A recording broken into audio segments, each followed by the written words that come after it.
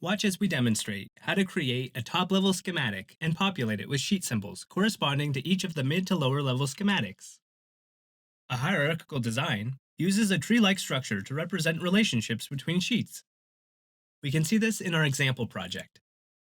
The I/O logic block has three schematic sheets nested within it.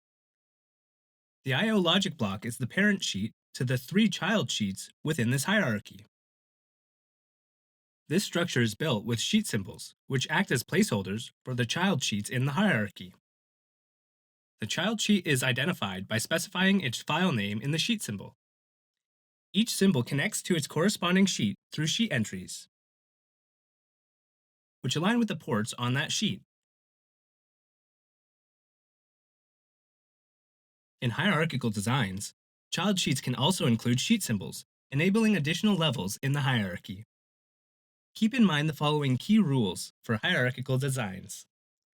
A project must have only one top sheet. All other sheets are referenced via sheet symbols. A sheet symbol cannot reference its own sheet or any higher level sheets to avoid creating loops in the structure. Now let's create the top sheet for this project and begin structuring the hierarchy. Right-click on the project name in the Projects panel and select Add New to Project, then Schematic. Save the new schematic using File, Save. Name the file Top Level when prompted. We have explored how to create a top-level schematic sheet for our hierarchical schematic.